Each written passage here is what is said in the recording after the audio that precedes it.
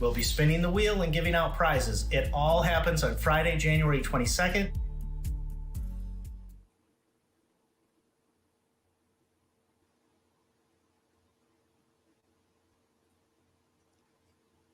Hey, Robert, here we are again.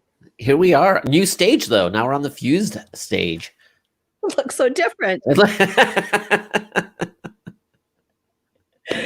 It's exciting to be here. Who do we have up first here on the fused stage? So today we have Camber Clements. First up on the why can't I say fused stage? The reason I stumble over Termageddon every time. First up on the fused stage in the Americas is Camber Clements with the importance of inclusivity in content creation. Camber, she, her, hers, is a mother of two, an unapologetic Swiftie. Oh, that just makes me so happy because you're got one here as well. And an ice cream aficionado. I hope we're talking about Taylor Swift, that is. Camber is the director of client success at Content Journey and volunteers with justice-related organizations such as the Florida Rights Restoration Coalition. Prior to joining Content Journey, Camber spent a number of years working in journalism. It was during this time that Camber began to understand the importance of language and how it influences our society. In her work with Lindsay Miller at Content Journey, they have made it their mission to ensure that they are creating work that includes inclusive and person-centered language and visuals. Camber will be joining us for a live Q&A session immediately after the session video. So please post your questions and comments in the chat. We'll get those answered. Enjoy.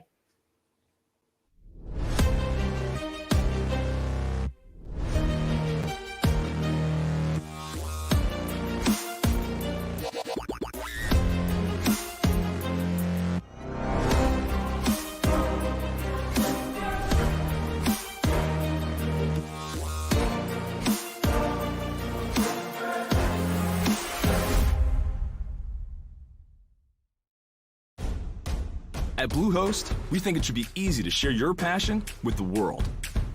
Since you worked hard to build your business, you shouldn't have to build your website. And if you ever need help, we're here for you 24/7. We know people depend on you, so you can depend on us. And of course, we believe that whether you're big or small, global or local, your website should grow with you and go anywhere your passion leads. Bluehost. We'll power your website, you power the world.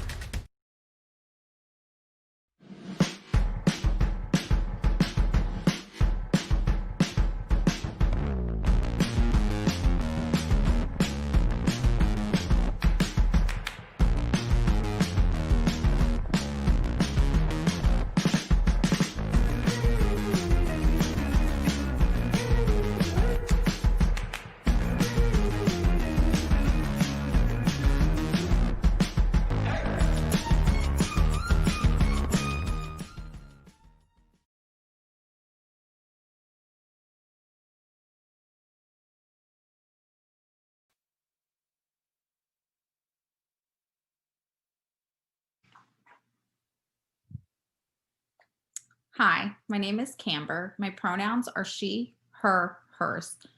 I'm the director of client success at Content Journey, a content marketing agency that was founded by Lindsay Miller early last year. Since joining Lindsay at Content Journey, I've grown even more aware of the importance of inclusive language and imagery in the work that we do. The messages that we send through our content, whether we've built a page, published a blog, spoken on a podcast, or shared something to social media, shapes the way society views a myriad of issues. Our talk today is on the importance of inclusivity in content creation, a short guide to practicing inclusion in our work and day-to-day interactions. So diversity and inclusion, what is it? Diversity is the what, and inclusion is the how.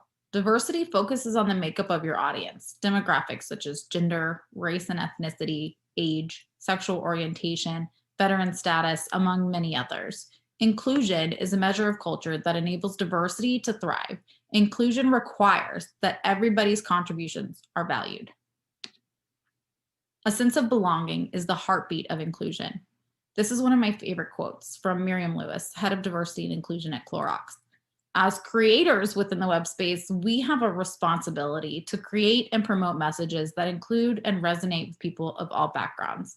By using language and imagery that is inclusive, we can create messages and campaigns that actively dispel preconceived notions, prejudice, or harmful stereotypes. From a business perspective, inclusive marketing gives you the chance to expand your clientele while deepening connections with existing clients. So what is inclusive language? Inclusive language is language that avoids the use of specific expressions or words that might be considered to exclude particular groups of people. Inclusive language is generally used to include traditionally underrepresented or marginalized groups. These groups include, but are not limited to, racial and ethnic minorities, members of the LGBTQAI+ community, and people with disabilities. Implementing inclusive language in your content and marketing shows others that you are aware of the value that different people with different backgrounds, identities, and perspectives can lend. Is it inclusive or politically correct? If you type the phrase political correctness into Google, you would get millions, maybe billions of returns that have negative hot takes on inclusive language.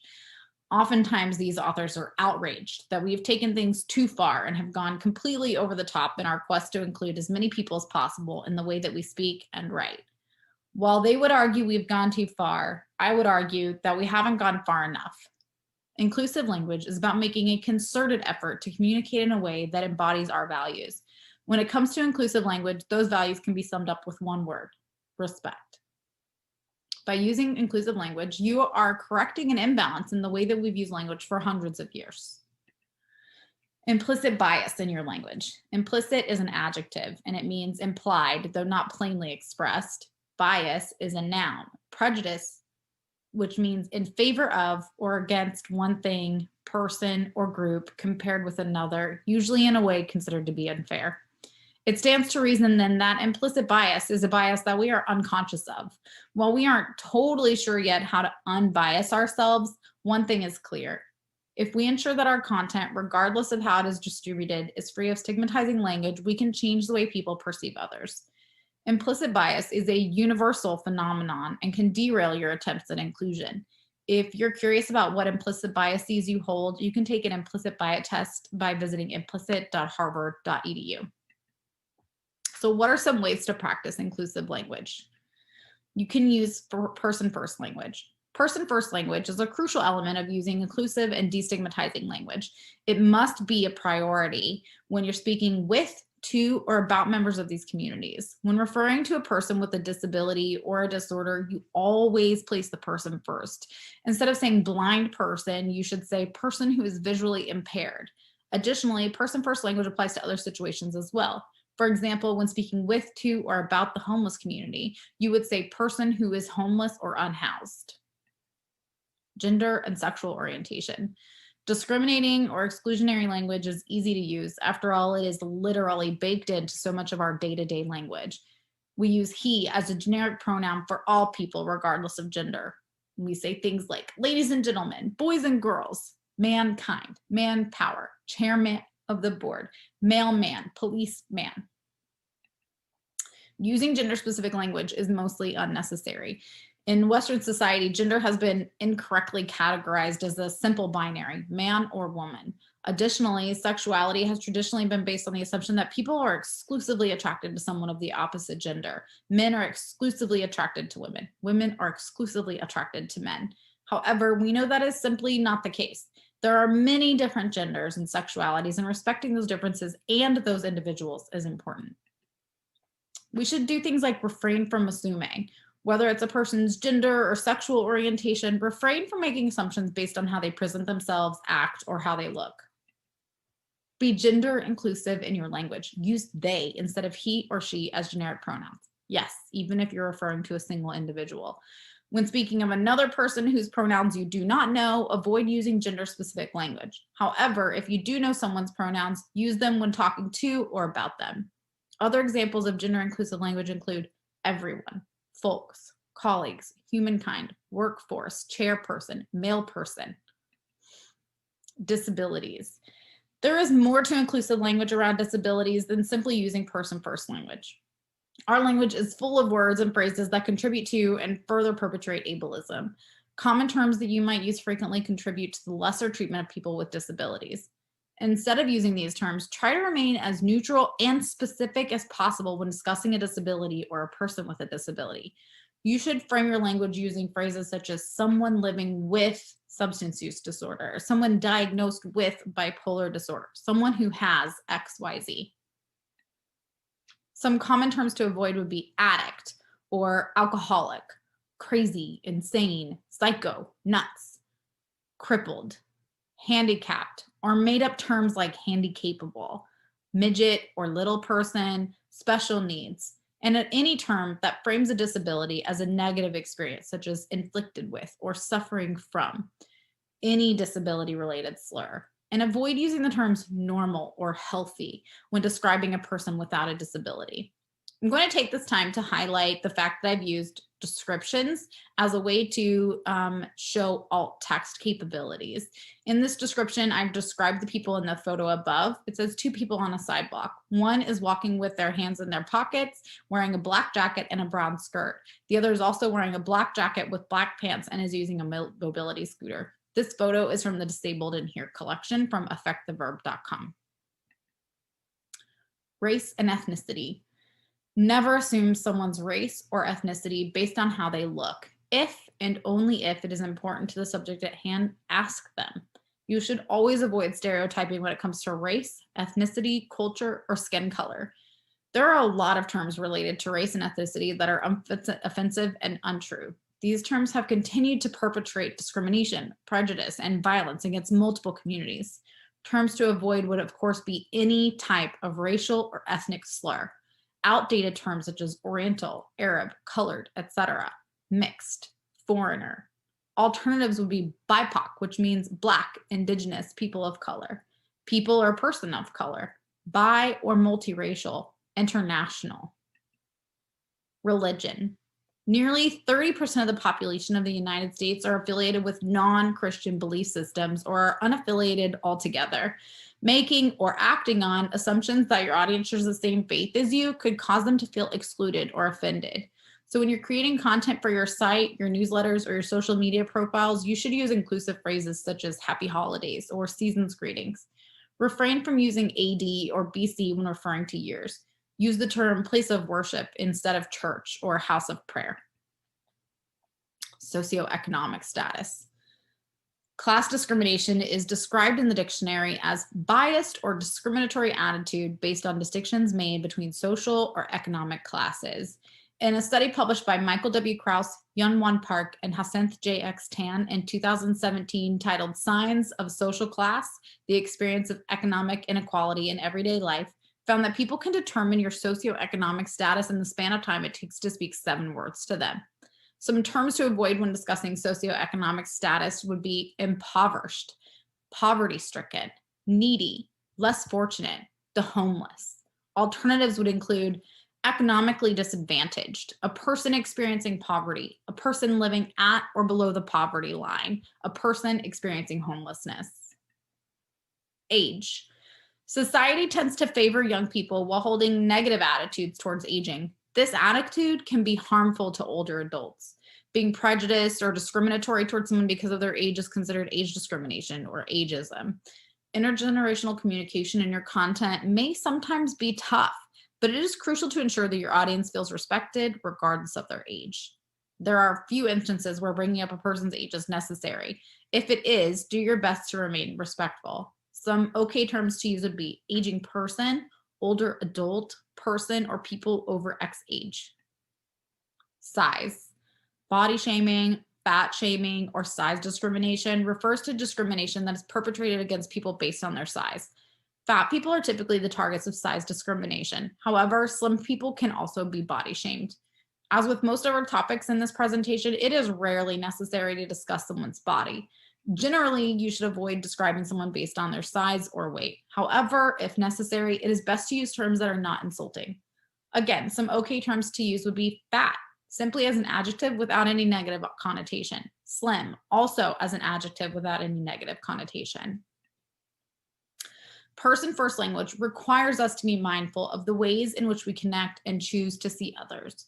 When you're making changes to the way that you create content, you should ask yourself some simple questions. Is the message that I'm creating accessible to all? Am I honoring my audience's dignity? Am I honoring the unique qualities that my audience possesses? Am I contributing to stereotyping or discrimination? Am I open to learning new lessons about how I create content? Some inclusive language resources include the Better Allies Slack bot. This bot will automatically flag non-inclusive language and suggest better alternatives. For instance, if you want to remove the phrase, "hey guys," from your vocabulary, you simply inform the bot and it will flag you with a recommendation whenever you default to that phrase in a Slack.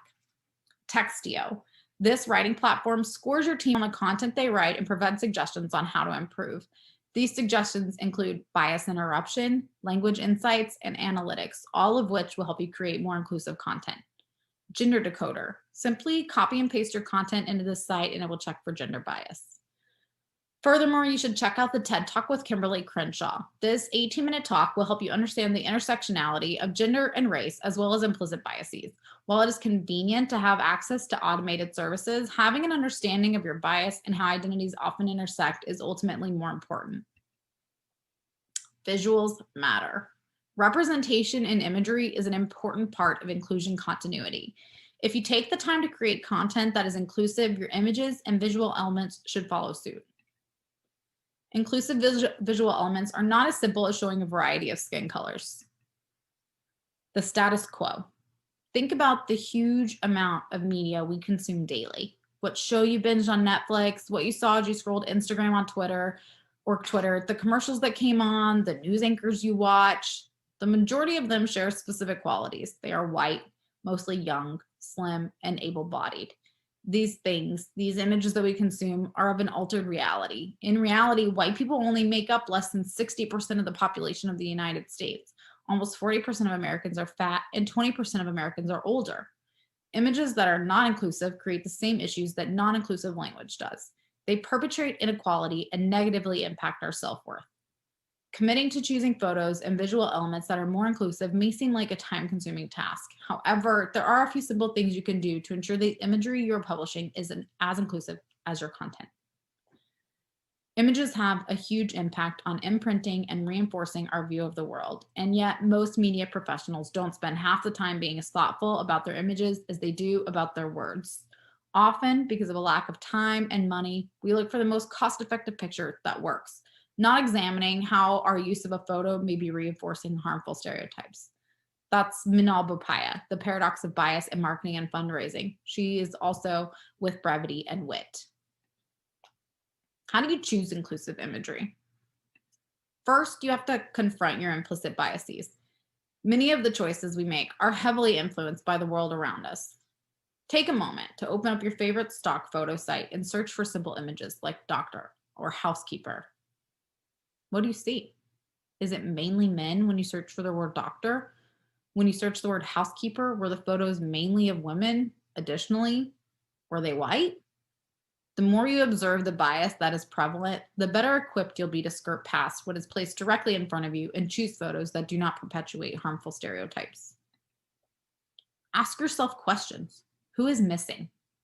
Am I perpetuating any stereotypes? Can I choose a photo that might be less predictable? Choose photos that intentionally put all sorts of people in all sorts of spotlights.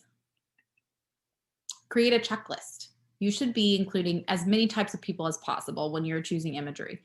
While you may not be able to represent each demographic in each photo every time, the more diverse the images, the better. Check for race and ethnicity. Are multiple races and ethnicities represented? What about body types? Am I showing a range of body types? And abilities. Does my photo represent people with different physical or mental abilities?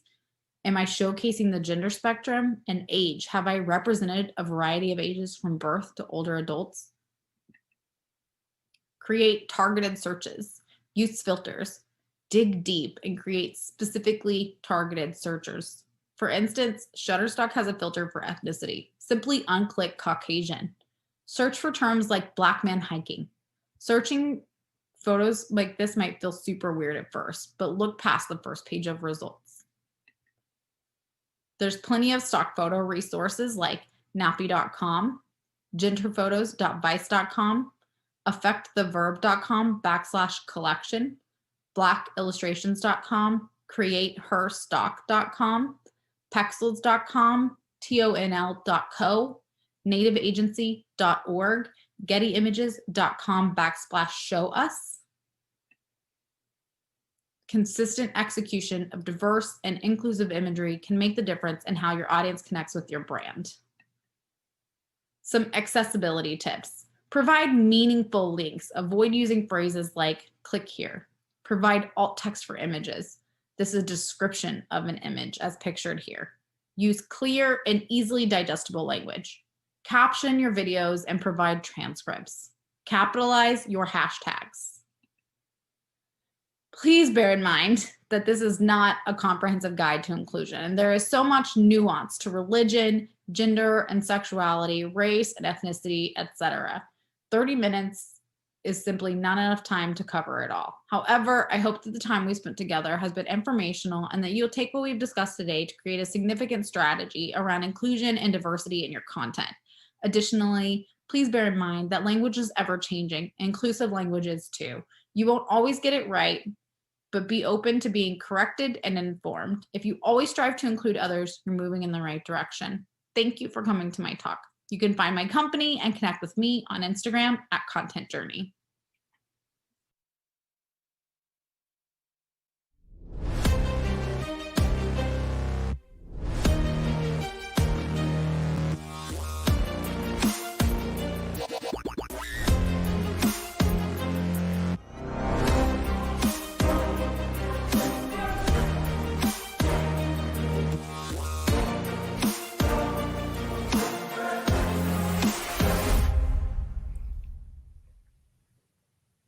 This year has already been long enough.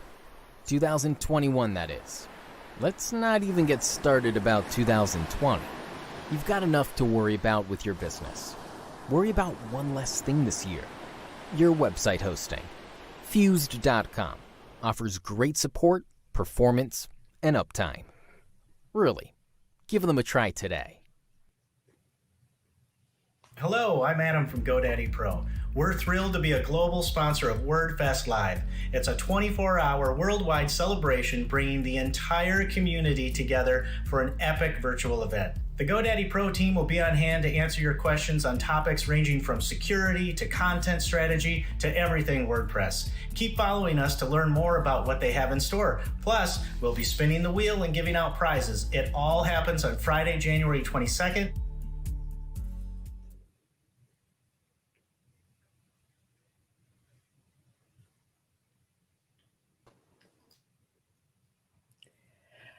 Hi. Hi. How you doing, Camber? Robert, looks like you're muted, but it looks like you changed your shirt. I did. Why? Can we see it? Yeah. Look, I'm not wearing it, but this is a classic Taylor Swift t-shirt here. No, it's Becky. You might remember, like, from Reddit, Tumblr. It's one of my favorite t-shirts. I had to make it myself, but you know. That is amazing. Oh, I don't have a Taylor Swift shirt. If I did, I would have it on just to honor you and your great presentation, Camber.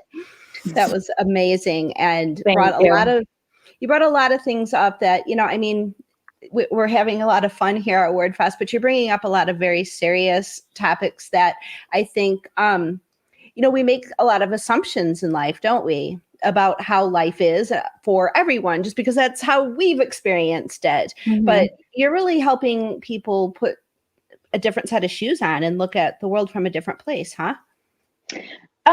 Yeah. So, I mean, I think that, inclusive language has become a little bit more of a topic of conversation in like the past 5 years.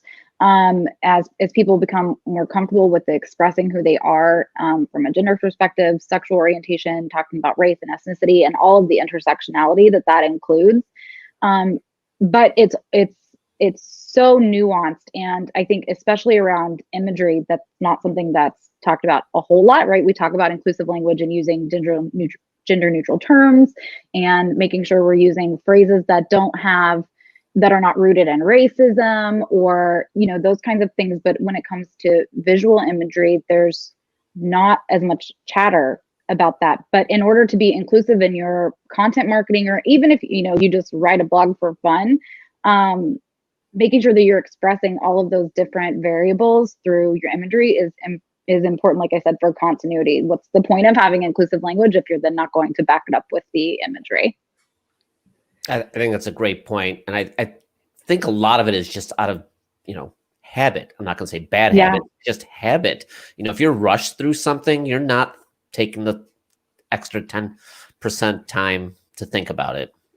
Yeah, and that's part of it. And for sure, if you were to open Canva right now and you wanted to add a photo to a social media, post that you're creating, and you go in and you type anything, you can see, everyone is subject to their own personal implicit bias. So you can see where people are choosing the most popular photos. And like I said, if it's a doctor, it's going to be a man and he's going to be white, and that's going to make it shoot up into, the most popular photos. And those are the photos that you see first.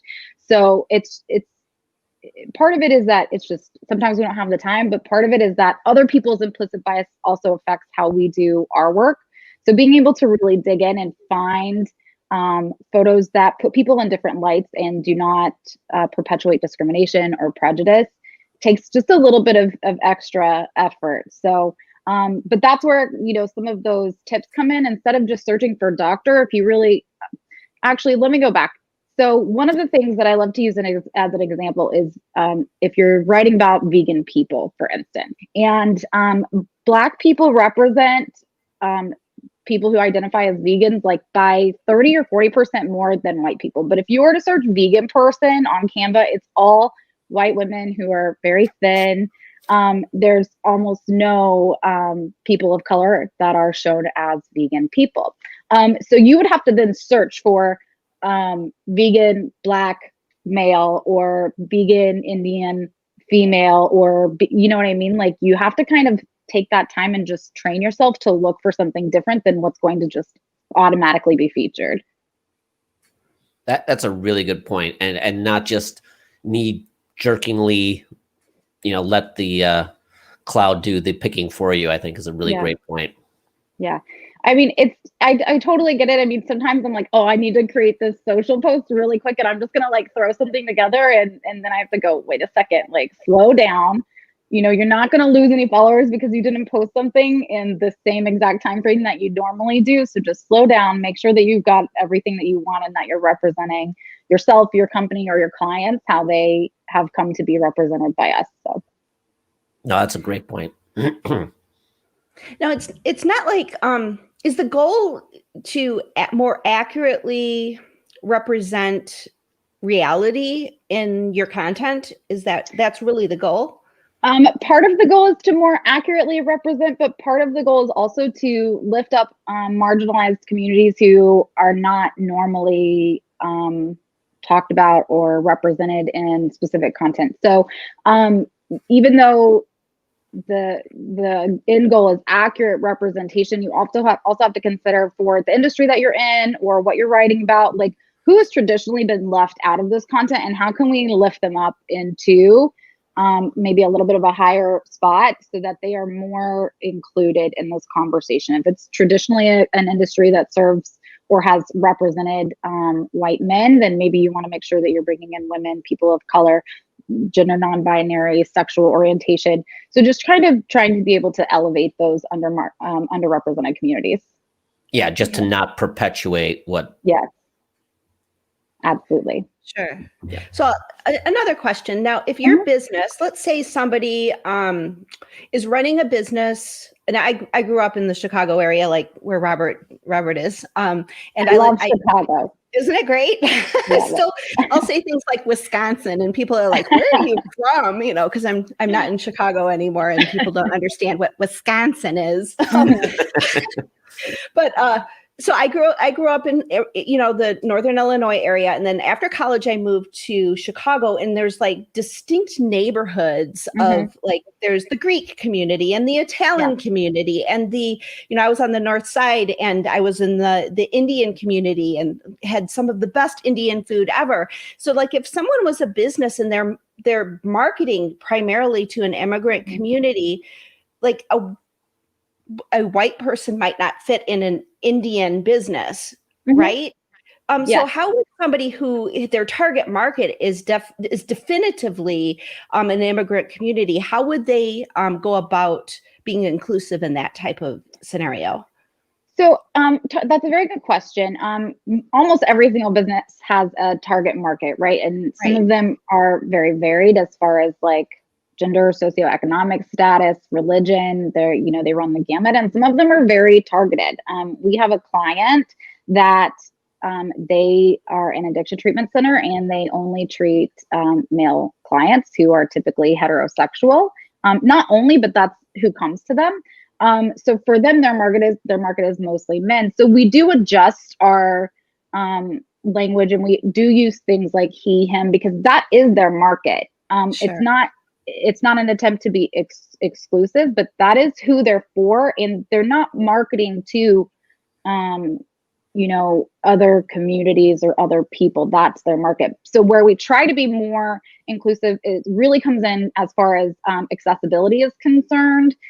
Readability is concerned, and making sure that anyone of any grade level, socioeconomic status can read and understand what we're talking about. And then, of course, an imagery. So making sure we're showing a variety of, race and ethnicities, age, those kinds of things. So you're not going to be able to always be inclusive across every spectrum, but the idea is to be as inclusive as possible where you can. Does that make sense?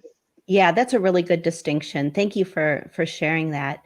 Now, are there some companies out there that you could like look, like I've been in Target recently, and I'm like, the pictures on the walls are very, they seem to be leading inclusivity in terms of different types of model sizes, different types of ethnicity, and that sort of thing. Are there companies out there that you would point to and say, watch what they're doing this right?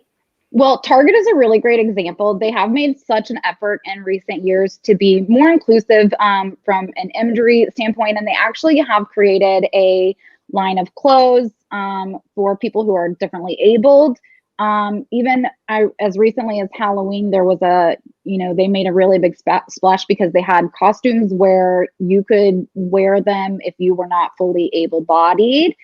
They show people who are differently abled in their imagery. And like you said, they're really good about using different body sizes, different race and ethnicities.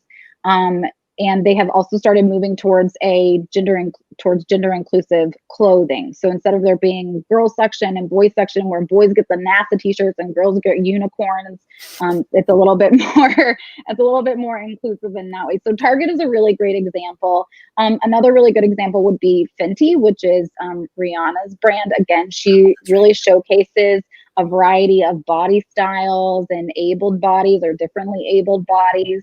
And then as far as, some other things, again, not every company is going to focus on being all inclusive all the time, but some of them focus on like, Absolute is a really good one. They are super duper inclusive for the LGBTQAI+ community. So there are several, and there Clorox, even Clorox is actually, I quoted their diversity and inclusion head, and they're actually one of the best companies and have been leading the way for quite some time when it comes to diversity and inclusion in a corporate world.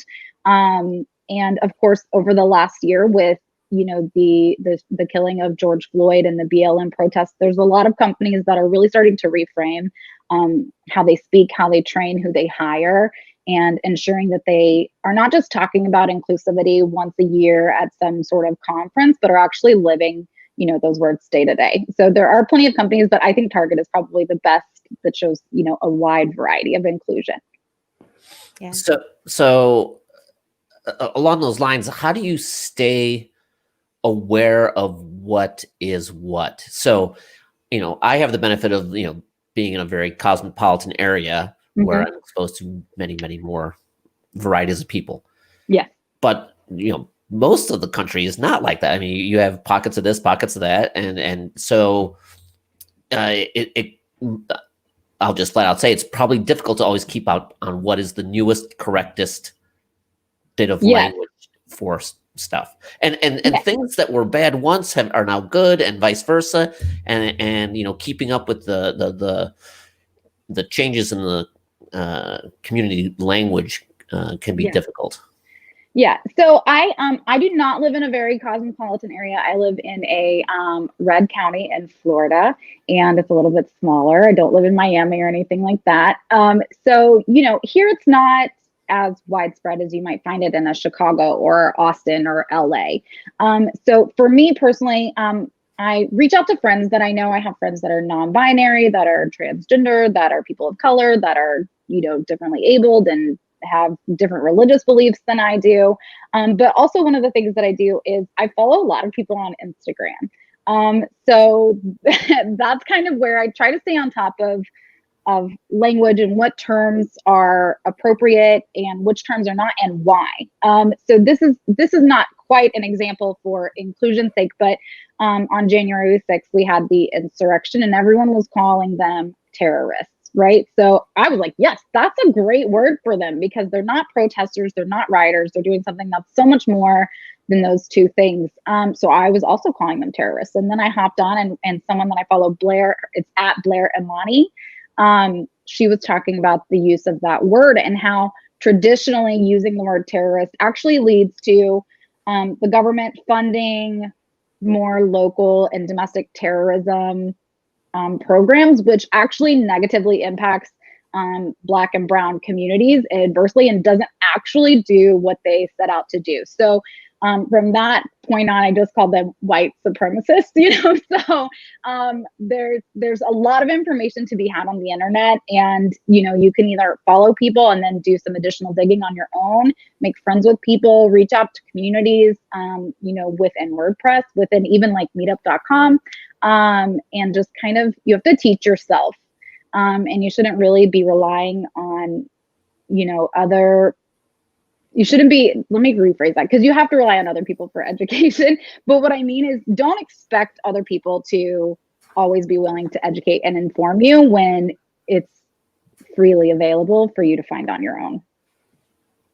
So you're not saying there's one quick, easy page to go to all of them? No. I mean, there are definitely there are guides and guides and guides and guides that are available online that run the gamut, right? There's the Americans with Disabilities Act National Network. They have a whole page that's dedicated to ways that you should write about people with disabilities. So you can go to that, absolutely. There is, a spectrum of LGBTQAI plus, not dictionaries, but glossaries. So you can understand what the words mean and know if this is an appropriate term to use or not and when to use it. They're all over the internet, but there's, as far as I know, not just one big inclusive guide that they are constantly updating, every time something changes. So, it's definitely going to take some effort. And I totally assume there was not such a thing. Yeah. Yes, it's definitely tough. Well, I have a challenging question for you. Okay. I have a cat. Okay. His name is Sven. His name is Sven because he has 7 toes. I'm trying to get him to come over here, but he won't. He's obviously different and unique and just chonky. He's a big cat. He's a different cat. People come over and they're like, whoa. We kind of celebrate, everybody wants to know about Sven's. I guess if he was human, he would be someone with a different abled body because he's got all these extra claws. And in our family, it's kind of something that's celebrated. It's something that we think is amazing and cool. How is it?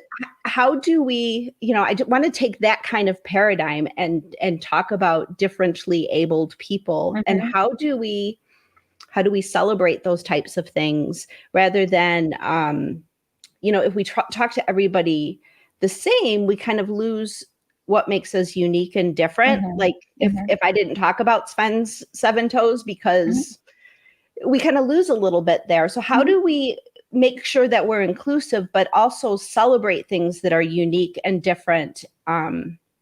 So I'd love for you to talk about that. Yeah, absolutely. So I think that especially when it comes to people who are disabled or differently abled, whether it's physical or mental, the biggest thing, and this is true across any community, but the biggest thing is to ask them, are they comfortable talking or having their disability acknowledged? That's first and foremost, because there are people who don't want their disability to be their sole identifier, right? So, Sure. That's first and foremost, that's important. And then once they tell you yes or no, of course, you honor their wishes.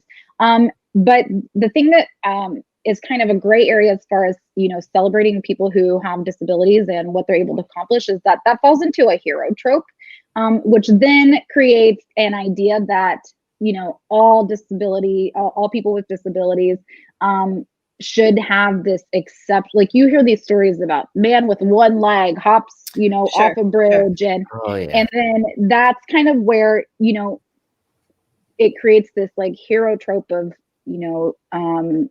people who are differently abled should be able to do all of the same things that someone who isn't. So I think just recognizing, whatever the person wants, whether they want their disability recognized or not, is the best way to celebrate what they're looking for.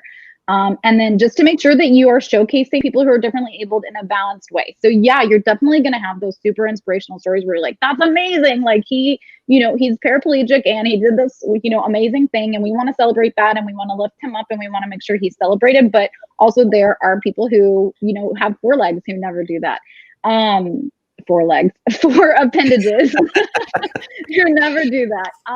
So I think it's really just kind of, it's like a scale, right? So making sure you're honoring their wishes while also making sure that you're being very balanced in your representation and not perpetuating any myths or stereotypes or tropes in regards to that community. Great point. Yes, Sven is just a cat to him. He's a cat. Unusual to him. I mean, it's cool from our perspective, but he's just like, hey, I'm just a cat, feed me.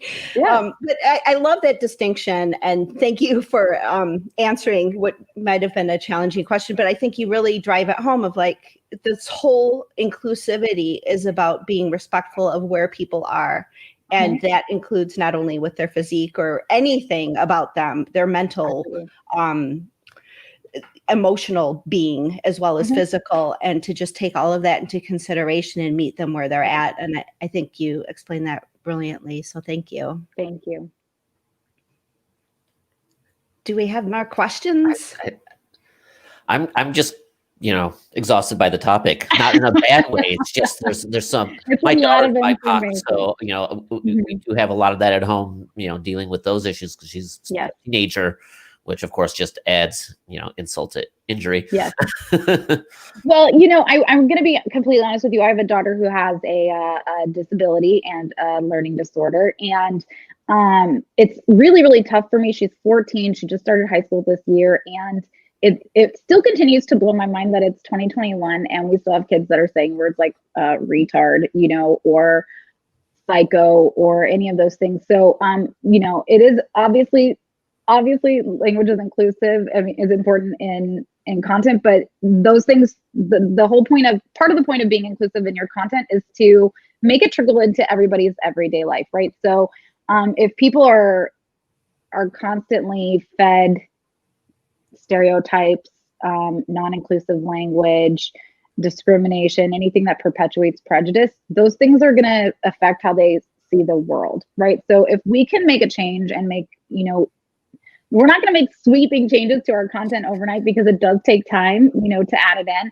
But if we can ensure that our content is becoming more and more inclusive and has less stigmatizing language in it, less offensive language, less untrue language, eventually that trickles down into society and affects the way that you view everyone in your world, right? And then that's where hopefully, by the time my kid has kids, if she chooses to, those children won't be saying things like that because they'll understand how harmful those words truly are and, the stigma that surrounds it and how it makes people feel. So, that's another ultimate goal is, yes, you want everyone to feel included, but we also want to make sure that we, spread it far and wide through society so that we don't have these, these offensive terms that are still being used. Yeah. And it just takes time. I mean, it does, absolutely. And we're getting there, we don't say, that colored person anymore. We say black with a capital B, or we ask them like, what are your pronouns? What do you prefer? What can I call you? Just the less we make assumptions about people, the better off everybody will be. Well, Definitely. thank you. That's fantastic. Really appreciate that. session. Camber, where can people follow you on social media if they'd like to connect with you and learn more? Yeah, absolutely. So like I said, my company is on Instagram at Content Journey. My personal Instagram, you probably don't want to follow that because it's mostly dogs and kids, but that's at Camber MC if you would like to see that. I don't have Twitter, but so Instagram's probably the best place to reach me. If for some reason someone's watching this after it's been streamed and they have questions or they want to dig in a little bit more, feel free to email me. It's camber@contentjourney.com. Great. Thank you, Camber. And our thanks to our sponsors on the global stage, Fused and GoDaddy Pro, and our continent sponsors, Bluehost and Watchful. Our subcontinent sponsors, GoWP, Termageddon, I said it right that time without stumbling, and WP Buffs, and our multilingual partner, Weglot. Be sure to visit their tents, chat with them. You might even win some prizes. Also, thank you to our media partners and our micro sponsors. You all make our big orange hearts full. Thanks for watching.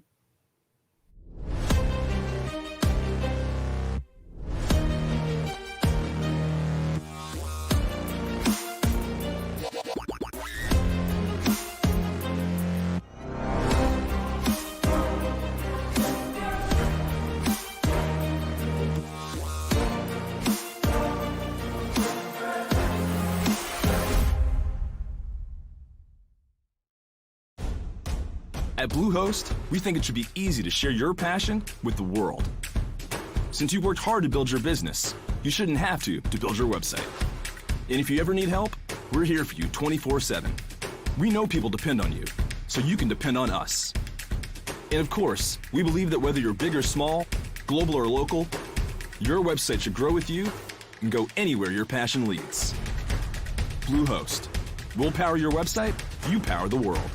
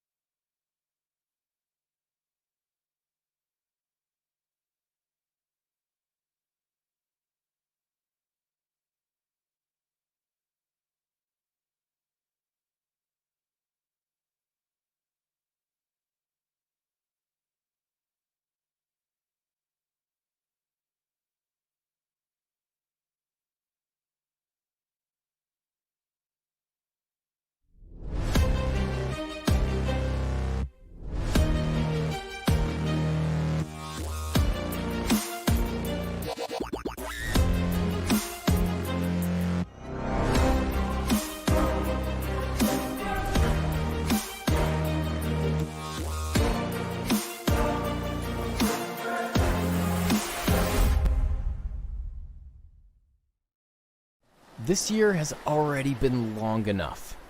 2021, that is. Let's not even get started about 2020. You've got enough to worry about with your business. Worry about one less thing this year. Your website hosting. Fused.com offers great support, performance, and uptime. Really, give them a try today. Hello, I'm Adam from GoDaddy Pro. We're thrilled to be a global sponsor of WordFest Live. It's a 24-hour worldwide celebration bringing the entire community together for an epic virtual event. The GoDaddy Pro team will be on hand to answer your questions on topics ranging from security to content strategy to everything WordPress. Keep following us to learn more about what they have in store. Plus, we'll be spinning the wheel and giving out prizes. It all happens on Friday, January 22nd.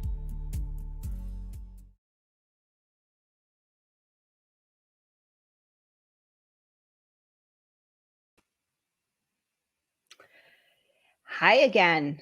We had a wardrobe change. Back to normalcy, huh? I couldn't just stay in that Taylor Swift shirt for the whole day. Yeah, nice for a memory for here and there. All right, so our last speaker on the Fuse stage today is for WordFest is Chris Ford.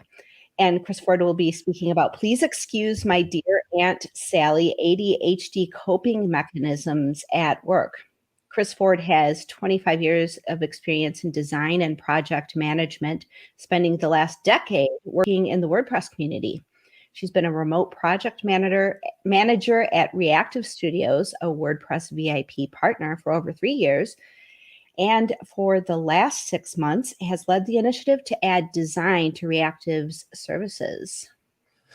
She was diagnosed with bipolar 2 in 2012 and ADHD in 2019, and still somehow manages to get stuff done. Chris will join us for a live Q&A session immediately after the session. Please post questions and comments in the chat.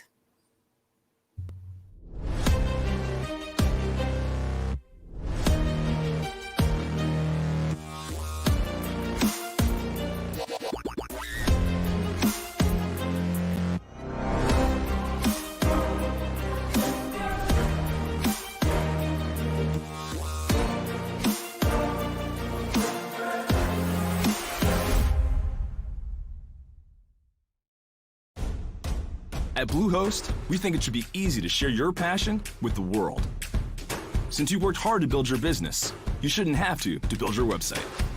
And if you ever need help, we're here for you 24/7. We know people depend on you, so you can depend on us. And of course, we believe that whether you're big or small, global or local, your website should grow with you and go anywhere your passion leads. Bluehost. We'll power your website, you power the world.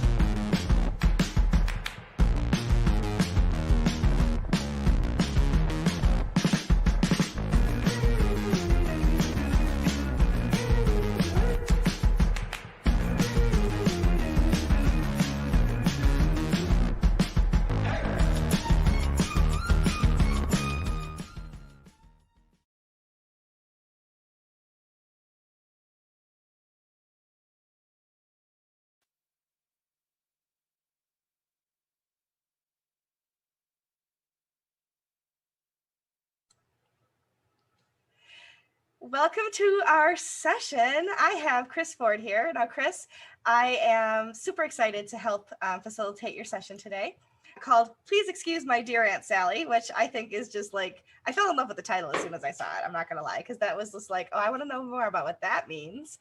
But I wanted to just introduce you briefly. This is your session. I'm just here to help a little bit, but turn it over to you and let you introduce yourself a little bit and talk about what we're going to talk about today.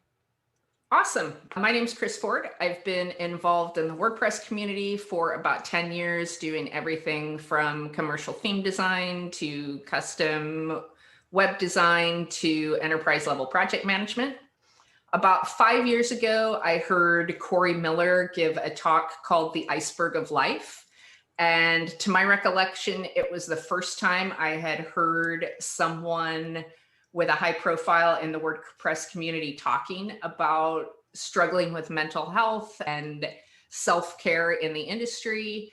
And it really inspired me to stop hiding some of the mental health struggles I've had my entire life, and inspired me to become more of a mental health advocate in the community.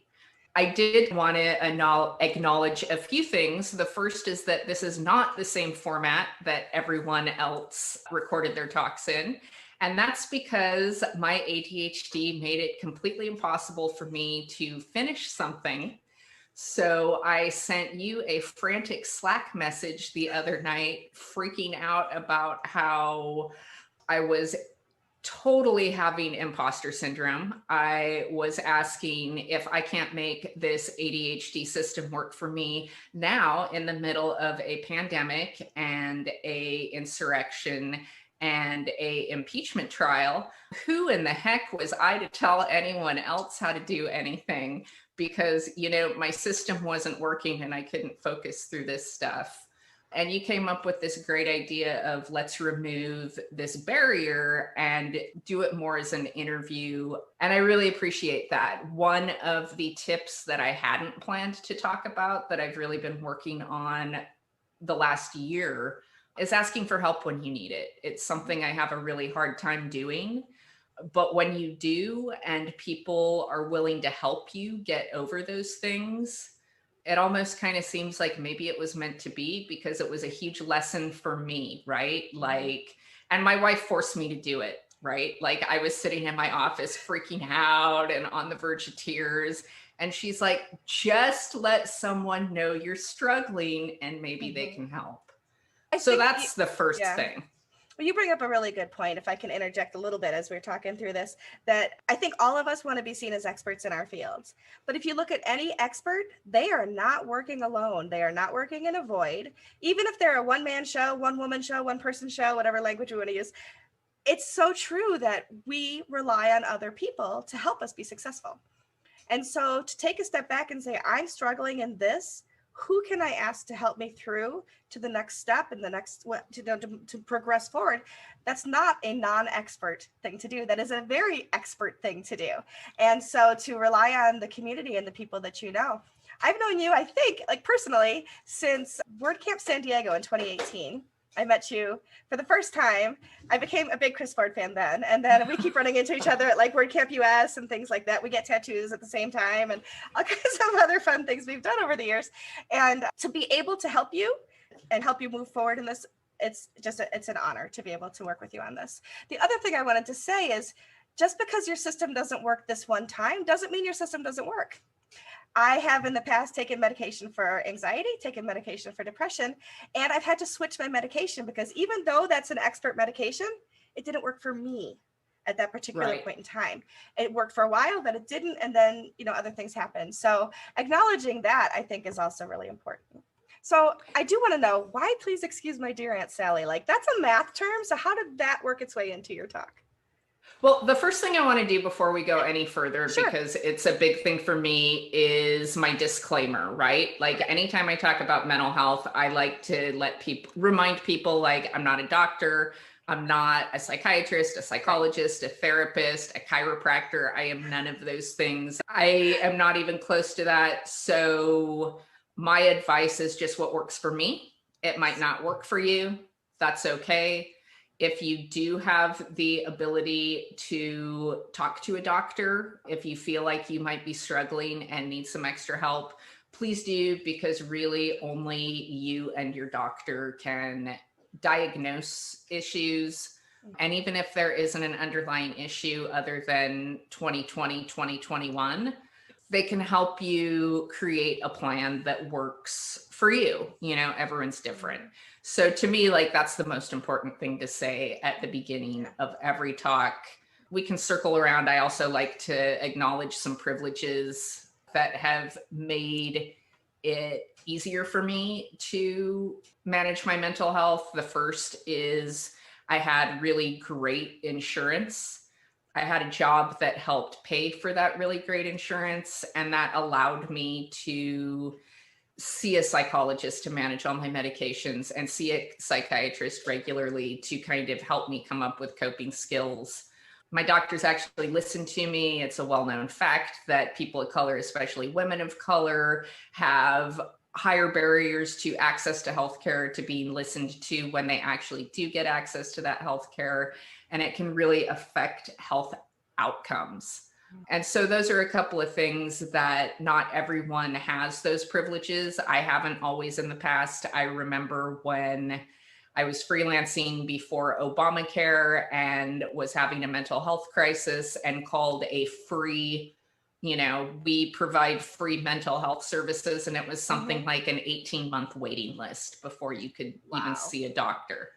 And so there are a lot of barriers to that access, which really sucks. But, those are some things that I had on my side that not everyone does, that has allowed me to even implement some of these systems, like the Please Excuse My Dear Aunt Sally. Yeah. I don't know I know you've struggled with some mental health challenges, but I don't know if ADHD is one of them. I don't deal with it as much as other people do, but I do obsess about some things and deal with non-dealing with some things. So yeah. Hang on 1 second. We're going to have to pause because my stupid headphones just died. So we were talking about the Please Excuse My Dear Aunt Sally technique, and I was talking to you a little bit about sort of how my brain works. And I have this nonstop stream of consciousness voice in my head that never shuts up. And so it is just constantly saying things to me. And one day I was in this ADHD, I call it a spin out. And when I'm having one of those, it's this, have you ever seen those, oh God, is it Family Circle, the comic strip, right? And it was the little kid, Billy, and he'd be sent to the store and he'd go to, walk along someone's fence and chase a cat and climb a tree and do this thing. Like, for me to get to point A to point B, sometimes I'm like, okay, I need a glass of water, but I'm going to go to the kitchen and, oh, hey, the Brita thing's empty, but first I need to find a Brita filter and then I need to soak that. So I go in the laundry room and a load of laundry needs to be put in. And like this whole time, my inner monologue is just like, and then this thing is happening and then that over there. And so I think I was in the kitchen heating up my same cold cup of coffee for about the 4th time that morning. That always tastes good. Daily routine. And I'm just kind of standing there zoning out in front of the microwave, waiting for the bell to ding. And my brain screams, "Please excuse my dear Aunt Sally." That's an odd thing for a brain to scream. And where did that even come from? And it was, I don't know if they still do this in elementary school because math has changed, but when I was in elementary school in the 80s, they taught us this like mnemonic device to remind us how to solve an equation. And it was the first like in between regular math and your algebra. So it was probably around the 6th grade because they were getting us ready for junior high and our first algebra class. And what it refers to is this idea of the order of operations of things that you need to do to solve an equation. You address the parentheses, the exponentials, multiplication, division, addition, and subtraction. I really had to think about that. Not a great math person, which is also why when I pitched this, I left the E out of the title. But I had like this epiphany, and that's the cool thing. Like most of the time, my constant inner monologue is really annoying. But every once in a while, one of those things turns into an epiphany. Like my brain just throws up like a lifeline almost, right? And I was in this really heightened, like freaking out, rocking back and forth, hurry up, let me get the coffee so that I can, go and get the Brita thing. And I kind of realized that a huge problem I had with organizing and prioritizing tasks, which has always been my biggest struggle, was figuring out the order of operations, right? Like I might know what the equation I'm trying to solve is. I might know that this is the one big thing that I need to do. But if I don't know how to start that thing, it's just another way to spin out, right? If I don't know what that first step is and what the second step is and what the third step is, I've explained it to people before. If you've ever watched old Looney Tunes cartoons and you've seen that wolf where he gets his foot nailed to the floor and he's kind of running in circles because the foot is nailed to the floor, like that's what happens if I don't know what to do next. I just keep running in that circle until I figure it out. And so I started kind of implementing this idea on every task that I put into one of my short-term memory notebooks that I rely on for everything.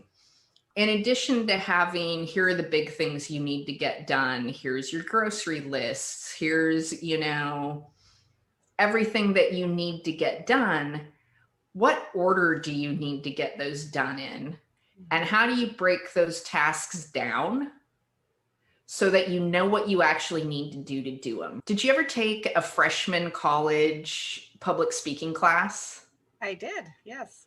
Did they make you do the speech where you have to explain to someone how to do something like make a peanut butter and jelly sandwich? Yes. And then the person asks you all the questions of all the things that you forgot to include in there, right? Yep. And so for me, everything I do is making a peanut butter and jelly sandwich without any concept of what goes into that. So, you know, I need to go buy a plate. I need to wash the knife. I need to make sure I have the correct peanut butter and jelly stocked, right? And if I don't have that order of operations, then I just ping pong between all of the things that make that up, but in completely the wrong order. And at the end, my numbers don't add up. Does that make any sense at all? Yeah, you can explain to somebody how to make a peanut butter and jelly sandwich, but if at the end you don't tell them that the peanut butter and jelly have to touch each other, you have a sandwich that's very messy to hold. So I completely understand. Or that they go on the inside and yes. Exactly, yeah, right? Exactly. Yeah. And so that's really kind of one of the main things that I picked up from this last year. For a little bit of context, because not everyone knows my story, I think it was about 13 years ago in November of 2019. I wasn't following the math at first, but I'm with you now. So anyway, all of my life, as far back as I think the 4th grade, I've always felt like there's something off with me, right? There's something in me that doesn't let me do all of the things that typical people just do without thinking, right? Like pay their bills on time and respond to emails. And in the 4th grade, the first time I ever remember this happening, we were learning multiplication. So let's go back to math in elementary school. And it was the very first thing I had ever come up against in school that I was really bad at. And so all these math worksheets made me feel dumb and bad. So instead of asking for help and addressing it, I hid them in my desk and just kind of hoped no one would notice. And Mrs. Walker noticed.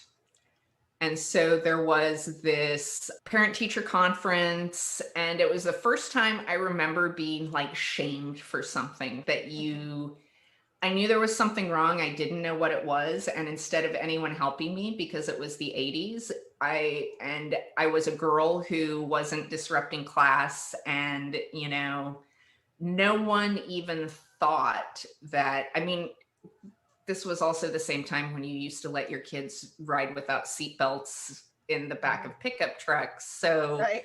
I mean, it's not like anyone was neglecting me. It was just a different time. And unless you were like they were duct taping you to your seat in the 3rd grade, you were not getting an ADHD diagnosis, especially if you were a girl. And so it kind of, my high school AP history teacher actually wrote basically, sure would be nice if you tried a little harder. And so all the way up through my life, right? Like I always knew something was wrong. People were always telling me, you're so smart. If only you'd try a little harder. If only you weren't so lazy. If only you'd put in more effort. And so up until last November, like I just thought it was something that was wrong with me that I'd have to deal with forever. I went to my primary care physician, was like, you're on enough medications right now that we think it's a good idea that someone kind of manages them. Like it's beyond just going to your yearly doctor's appointment and we re-up your anxiety meds for another year and peace out, see you next year. And so I went and had an intake with him and we were talking about some of the things that I was struggling with. And I'm like, I really feel like if I could just focus 20% more, like if I just had access to 20% more of whatever that thing is that everyone else has, that I could sincerely take over the world, Pinky and the Brain style. And he said, why? This was back before the pandemic and you could actually go into a doctor's office. And so he handed me a worksheet and filled it out. And it was an ADHD test. And I sincerely think I came within 1 point of scoring the maximum score on that. And my doctor was, yeah, that explains a lot. So I got on some great medication. Medication is a tricky subject in the mental health world. A lot of people have, it hasn't worked for them. They aren't interested in it. For me, that's the bedrock of being able to function. So they put me on some medication. They set me up with a therapist so that I could kind of talk about life coping skills. And honestly, in those 4 months, like that 20% came back. I was kicking ass. I was like ready to take on the world and had this huge list of everything I was going to accomplish in 2020. And then March hit. And so most of my experience as an adult woman who was diagnosed with ADHD later in life has been experienced through the lens of a global pandemic. And I really do not know how I would have functioned the last 9 or 10 months had it not been for the previous 4 months of getting just like some basic coping skills under my belt. Imagine, for sure, absolutely. And so those are kind of like, definitely the asking for help has been a huge lesson I've learned this last year. Yeah. I showed you my Crazy Lady short-term memory notebooks, which I carry with me everywhere. I am a long-term journal collector, but would get so stressed out about making mistakes in $30 journals that... You just described me. I have a stack of empty notebooks because I don't want to ruin them by writing in them. Well, may I suggest these super awesome, tiny, cheap rip-off notebooks that cost less than $1 a piece.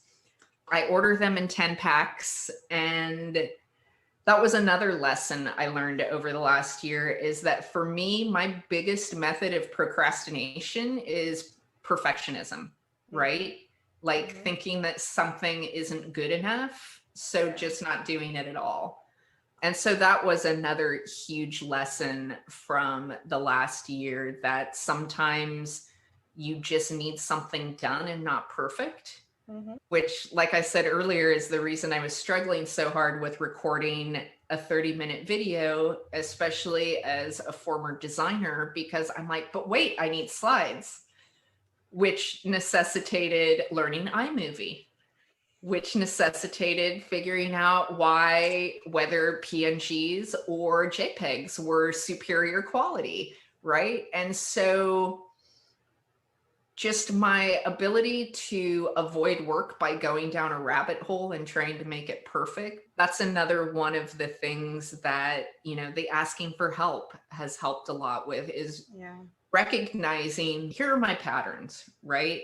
Like, here are the things that, just like with any other work problem you'd solve, like, here are the challenges, here is the problem I'm trying to solve for. Mhm. What are some of the things that are going to get in the way of that? Mhm. And what are some of the things that I can do to mitigate some of those unhelpful behaviors? I'm also trying to be kinder to myself on the advice of my therapist. So I was going to say self-talk has a lot to do with how we move forward to it. Like you just use a term that I use all the time, rabbit hole.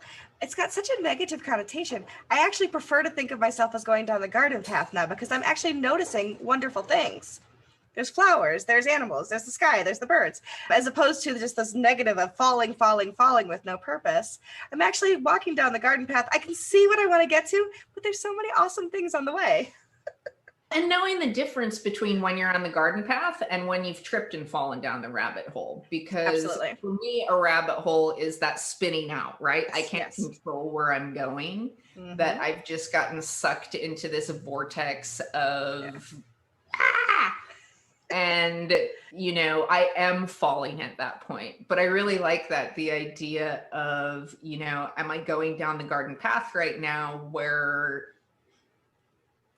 we're not very good at being quiet, and my brain especially isn't very good at being Right. quiet, which is where that inner monologue comes from. Mm-hmm. And knowing when you're okay and you're going down the garden path and being considered and giving yourself the space to hear things like those epiphanies, Mm-hmm. versus I'm gonna doom scroll and then go find out about the history of sea shanties on Wikipedia for 4 hours. I love a good sea shanty, though. I mean, you can't really knock the sea shanty.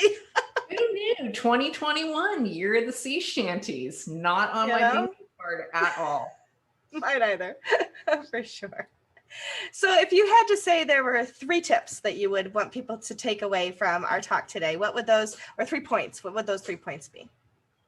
One of the big points is if you feel like you are struggling to the point that it is unmanageable for you, there are resources. Even if you can't reach out to a doctor, there are online communities. And I personally have a group text with a bunch of other people who suffer from anxiety and depression and a variety of challenges, to find as much support as I can there, right? Like I made my own little support group out of people who get me.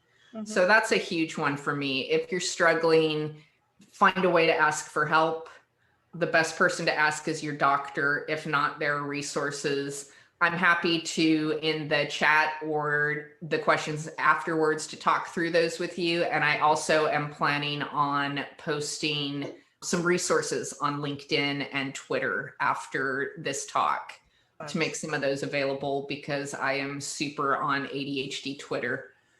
The second one is to give yourself some time to listen to those. Go down the garden path, not the rabbit hole. That's a good one for me. I'm making a Post-it and hanging it up. And the other one, the biggest one that I learned over the last week through this process, is it's okay to ask for help. Mm-hmm. Even if you feel like you should be the expert, even if you consider yourself a mental health advocate and it makes you feel really like, who am I to tell anyone how to do anything?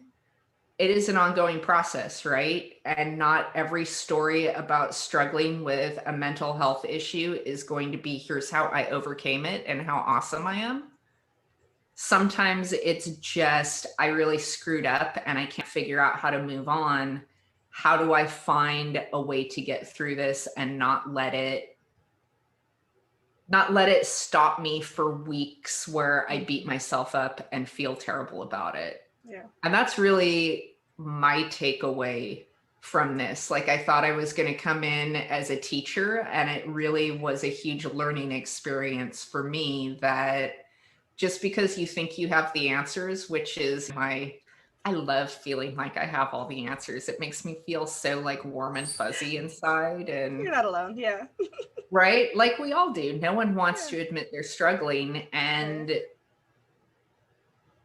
times have been hard. Like, times are hard right now. And I think I'm going to go out on, I was talking to my therapist one day about how overwhelming my to-do list was. Mm-hmm.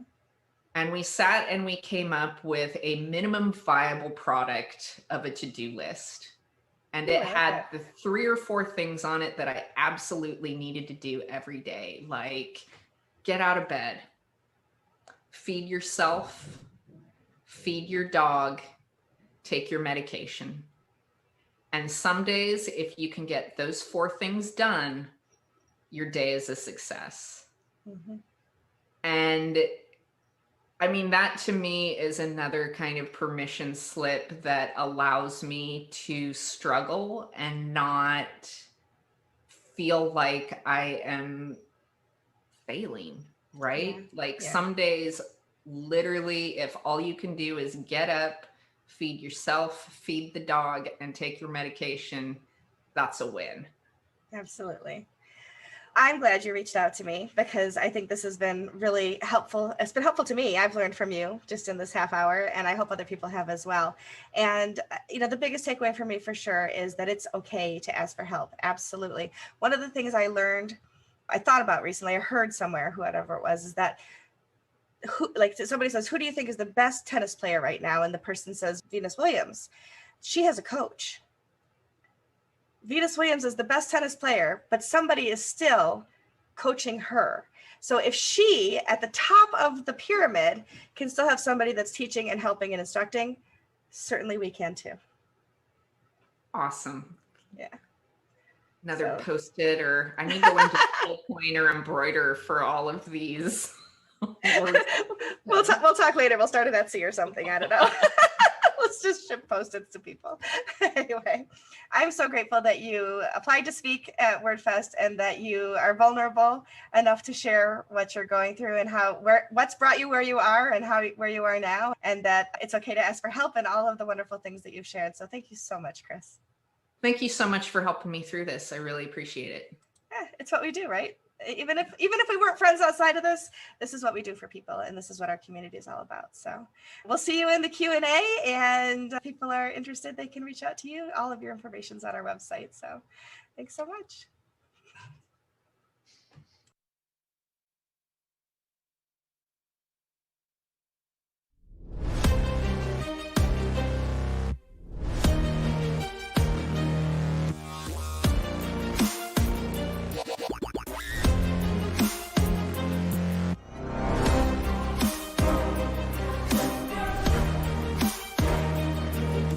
Sven? No.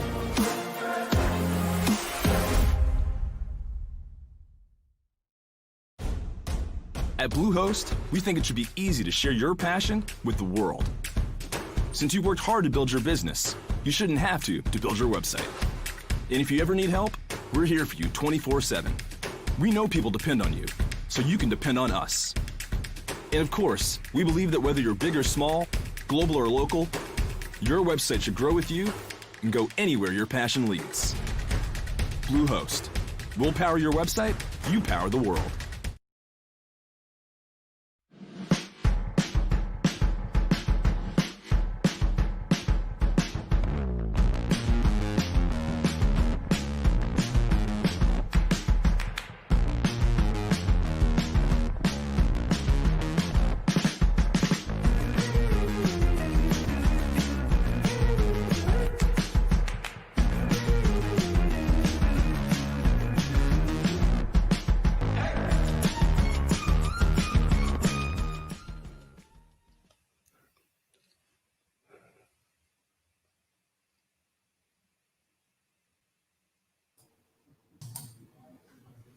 Sven, no. Right. Of course, as soon as the Q&A starts, the cats are like, it is go time. That's why they're cats. I can hear my dog's toenails clicking around in the hallway outside. She's very upset that she is locked out because she loves to come on screen and say hello to everyone and try to stick her entire snout into one of my nostrils. What would life be without them, though? You know, I mean, when they do crazy stuff, like that. I always say they're paying their rent by entertaining us, right? Exactly. Without a doubt. Exactly. It's better than TV watching them sometimes. Definitely. And I mean, I feel like, you know, even though they can be frustrating sometimes, they remind us to be present. And I think a lot of what you talked about was, you know, having things in your life to remind you of what life's all about, right? And to stay focused on taking care of self. And I thought your presentation was amazing with that. Not, you know, just really putting self first, asking for help. I wrote that down. I'm terrible at that. Oh, I'm so bad at that. I am awful at that. I am the queen of, oh no, I'm fine. Yes. Oh my gosh, I am too. I'm really blessed that I have my CEO knows this about me, and so whenever I delegate, you know, he like hands out the Pavlovian rewards of like, you've delegated. Everyone must celebrate. Kathy has delegated something today because I'm terrible at it. I'm like, no, I'll do it. I'll do it all, and then what can you get done? So I really resonated with what you said there. I'm a recovering perfectionist, right? I think that's where that trait comes from, the do-it-yourself one. Yeah, because that's the good thing about having been a project manager for 5 years is you have to delegate. You are not the doer, you are just the coordinator. So you get a little more used to not being able to do everything yourself. Like there's no way to do it, as opposed to when you're freelance and you're like, oh no, I got this. Yeah. Yeah. I feel like though project management is such a challenging position because you feel responsible for everything, but you have control of nothing. So it really forces you into this place of, I found it anxiety producing to be responsible yet have no control. How do you deal with something like that? I've never really thought about it that way. I'm kind of a strong personality as a project manager, so I always kind of felt like it was my job to drive the project forward, right? It definitely helped me with executive function. Like there's no way to ignore emails or ignore things or be the blocker. You sort of have to ask for help sometimes. Sure. And I'm way more like, if I'm accountable to someone else, I'm way more likely to do those executive function things I struggle with, right? Than if I'm just accountable to myself. Because then I'm like, I don't know, I could do that later. I got time. That'll just take an hour. Because that's the other, like the time blindness thing. Everything's just going to take me an hour. Whole website, yeah, sure, that's like an hour. I'll just set up a theme for you. And 2 months later. Yeah. So it feels having those other factors is just like work dogs, you know, again. Exactly. Or work cats, as in Kathy's case. Exactly. No, it's just, I really love like the coordinating with other people. And I think the not being in control thing is just my coping mechanism for that was like looking ahead. Having anxiety is great because you think about things that can go wrong a lot, which is a really good trait for a project manager. So just kind of looking ahead and seeing like where are potential problems. Like, do I know this person underestimates how long it takes to write code? Knowing when to check in based on that kind of stuff. And you're kind of, you know, just keeping everyone up to date, right? There's nothing you can do to keep a project. Every project's different. Every project's gonna have weird little off the rails moments, and it's just how you panic and deal with those while appearing calm. Yeah. Everything's fine. Yeah, everything's fine.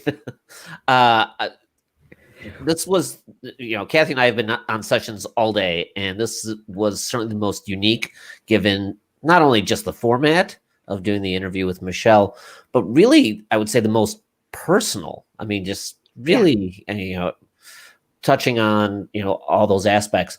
The one question that was ringing in my head for a long time is, how were you made aware of issues that were actually causing difficulties in life? Maybe, you know, I'm trying to get around to a bigger thought, but that train will get there eventually. So kind of how did I know I was struggling and I needed to see someone and see if there was something going on? Yeah. In a basic sense, I guess. For me, I just always felt like I had so much to do, but nothing ever got done. And it was causing huge amounts of anxiety because every day I was just on this loop, like, okay, I have to do this, I have to do this, I have to do this, but I don't really know how to prioritize it. Everything was sort of at the same level. And it was just causing me so much stress and anxiety that I thought, you know, maybe my bipolar is getting worse as I get older. Maybe my anxiety is getting worse. And so when I went in and just kind of said, look, here's the deal. I feel like I'm constantly twitchy. I get sucked into projects that may not be important to the detriment of other projects that are, and it's just causing me a whole lot of stress. And so apparently those are like hallmark symptoms, like, oh, okay, here's a test for you to confirm what I'm fairly certain is the case. And knowing that, like, it seriously has changed. I'm a lot less anxious. I can actually, like, I think that everyone has a director voice in their head that is kind of like, okay, do this, now do this, now do this. And I could never hear it before because all the other stuff was screaming over it. And I can hear that now. So I'll be getting ready to go down the garden path and the director voice in my head will say, actually, you need to do this other thing and it's due in an hour. And so I can shift my focus. And again, working with a therapist who kind of helps you.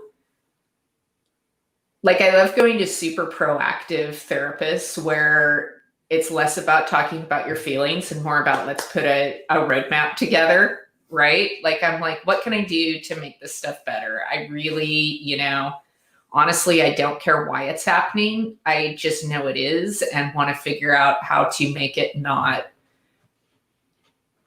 be so stressful all the time. Did that answer your question? Yeah. I mean, I'm trying to think of, like, you know, what are the key indicators that someone can maybe recognize in themselves to be like, oh, I actually should seek some kind of help. Yeah, for me, it was just like, you hear about, like, in Alcoholics Anonymous that your life becomes unmanageable, right? And that's kind of the point I was at. Like, my life was unmanageable.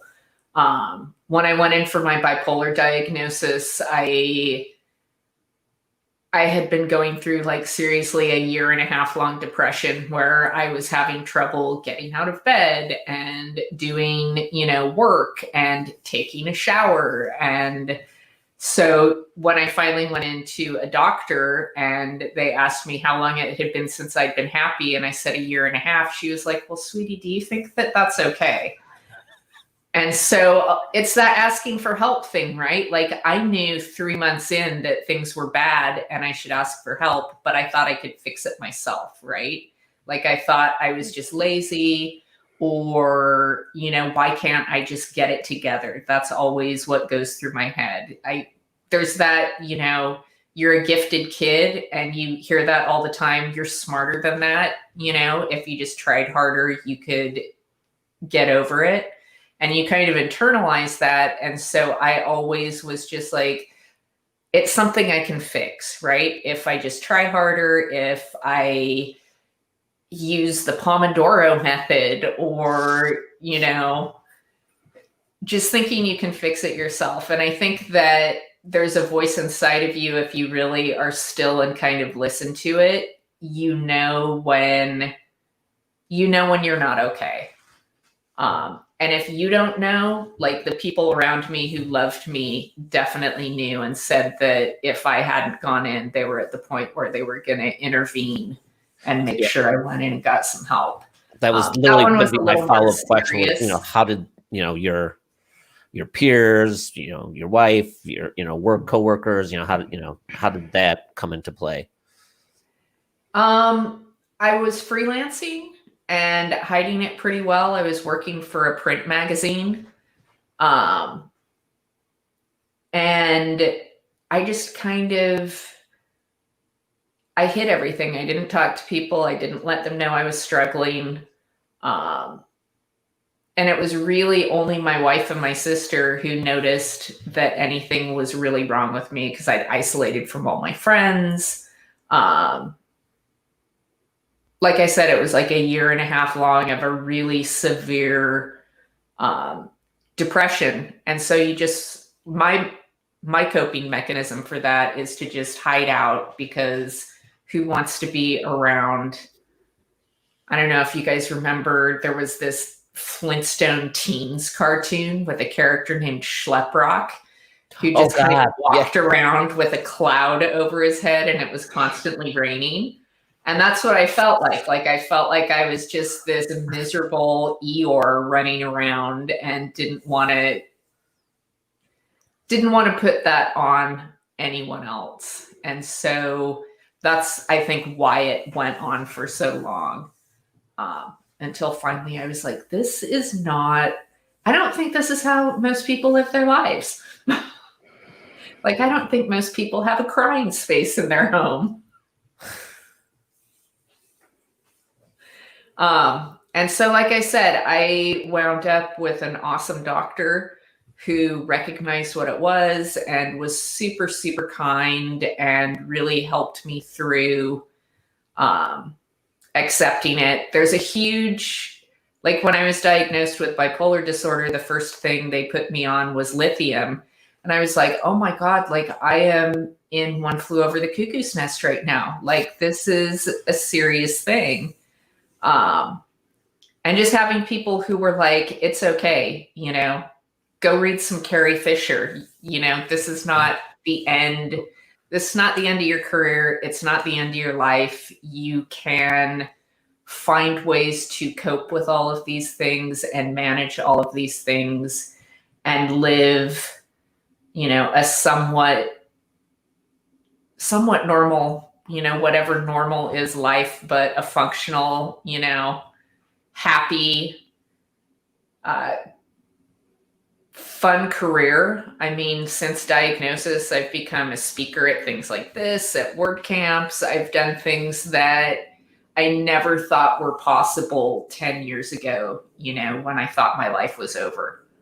Yeah, and I really hope that, when people watch this, they hear a lot of that journey portion. So if they recognize, portions of that they, will feel comfortable going out and, seeing their physician, or, a mental health professional, or reaching out to a friend or family. Yeah. And that's why we talk about this stuff, right? Like, I was really, really scared to say out loud, like, here are some things that sound kind of scary that I deal with, because you worry, are people not going to want you to come speak at WordCamps because, maybe they don't want to deal with it, or maybe, job opportunities might not be there because of it, or, and then I just felt like, for me, at least, it's much more important to let other people know that it's not a prison sentence, right? Like, you can still go fly kites at the beach with your dog and enjoy your life. And, it's not the end. With a lot of work, it can actually make your life, like, I think I'm a much better person than I used to be. I used to be kind of snarky and not very nice. And doing the work in therapy has made me a more understanding and empathetic person. It's just helped me enjoy my life more, right? Corey Miller is the one who got me thinking about being like, yeah, I should really be open about this stuff. And I love how he's like, I think everyone should go to a therapist just the way they do a doctor, right? It's just a tune-up every, 6 months or whatever, just to check in and see if there's anything you can do to kind of tweak and improve your performance. Like, that's sort of how I look at it. Just having those realizations, like, here's a way to be happier in life. Thank you. Kathy, I don't know if you have any other questions, but I think we've bumped up to our time. Yeah. I just want to thank Chris for being vulnerable and sharing your story, because it resonated with me. It's going to resonate with a lot of people, and you're going to give a lot of people a lot of hope that no matter where they are on that spectrum, that they can move and that they can find a way to make things better. So thank you so much for being vulnerable. And thank you guys for having me. I know that this was a lot of work to put together. Thank you for volunteering and making these things happen, even when we can't get together in person. Thank you, Chris. And while we're thanking people, we must thank our sponsors. Our thanks to our sponsors on the global stage, Fused and GoDaddy Pro, and our continent sponsors, Bluehost and Watchful, our subcontinent sponsors, GoWP, Termageddon, and WP Buffs, and our multilingual partner, Weglot. Please be sure to visit their tents and chat with them. You might even win some prizes. Also, thank you to our media partners and our micro sponsors. You all make our big orange hearts full.